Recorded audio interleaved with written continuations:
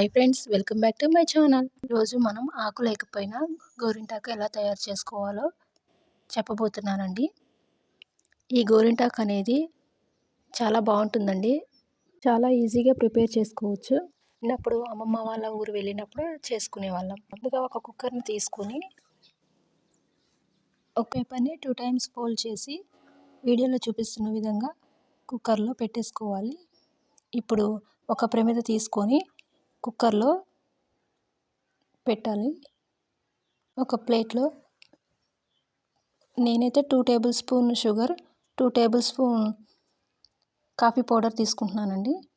ఎంత క్వాంటిటీ కావాలనేది మన ఇష్టం అండి. మనకి గోరింటాకు ఎక్కువ క్వాంటిటీ కావాలి అని అంటే షుగర్ అండ్ కాఫీ పొడిని కూడా ఎక్కువగా వేసుకోవచ్చు. ఈ షుగర్ కాఫీ పొడి మిశ్రమాన్ని ఈ ప్రమిద చుట్టూ స్ప్రెడ్ చేస్తున్నాను.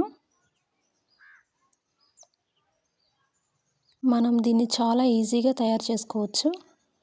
ఏదైనా ఫంక్షన్కి వెళ్ళాలి అనుకున్నప్పుడు చాలా తొందరగా ప్రిపేర్ చేసుకోవచ్చు.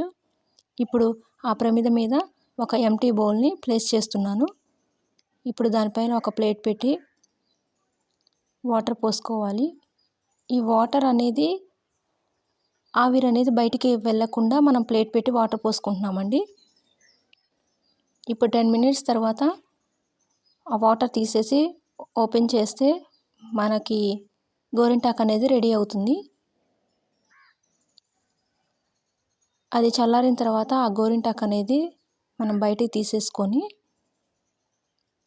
చల్లారనివ్వాలి. ఇలా కుక్కర్లో పేపర్ వేయడం వల్ల కుక్కర్ అనేది మాడిపోకుండా ఉంటుందండి. మనం క్లీన్ చేసుకోవడానికి కూడా చాలా ఈజీగా ఉంటుంది. కుక్కర్లో పేపర్ వేయకపోవడం వల్ల కుక్కర్ అనేది కొంచెం ఎక్కువగా మాడిపోతుంది. సో నేను దానివల్ల పేపర్ వేస్తే ఎక్కువగా మాడకుండా ఉంటుంది. క్లీన్ చేసుకోవడానికి కూడా చాలా ఈజీ అవుతుంది. ఇప్పుడు మనం తయారు చేసుకున్న ఈ గోరింటాకు మిశ్రమాన్ని మనము స్టోర్ చేసుకోవచ్చండి. ఇది ఒక 2 మంత్స్ వరకు మనకి ఉంటుంది. ఎప్పుడు కావాలంటే అప్పుడు మనము దీనిని గోరింటాకులో పెట్టేసుకోవచ్చు.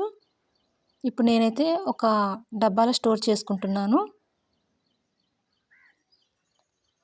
బాగా చల్లారిన తర్వాత ఇలా డబ్బాలో స్టోర్ చేసుకొని పక్కన పెట్టేసుకోవాలి.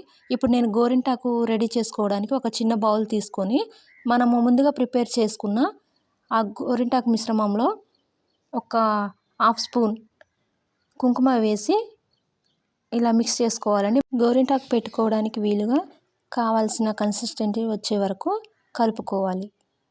ఈ గోరింటాకు 3 to 4 డేస్ వరకు ఉంటుందండి. ఈ గోరింటాకు పెట్టుకున్న తర్వాత 10 మినిట్స్ ఉంచేసుకున్నా సరిపోతుందండి. మనకు గోరింటాకు ఎలా అయితే పండుతుందో అలానే ఈ గోరింటాకు కూడా పండుతుంది. చూడ్డానికి కలర్ కూడా చాలా బాగుంటుందండి. ఇప్పుడు మనకు నచ్చిన డిజైన్స్లో మనము గోరింటాకు పెట్టుకోవచ్చు. ఈ గోరింటాకి షుగరే కాకుండా బెల్లాన్ని కూడా యూజ్ చేసుకోవచ్చండి. బెల్లము చిన్న చిన్న ముక్కలుగా కట్ చేసుకొని వేసుకుంటే సరిపోతుంది. మనకి ఇంకా ఎక్కువ గోరింటాకు కావాలి అని అనుకుంటే ఇంకొక 5 మినిట్స్ ఉంచేసుకుంటే సరిపోతుందండి.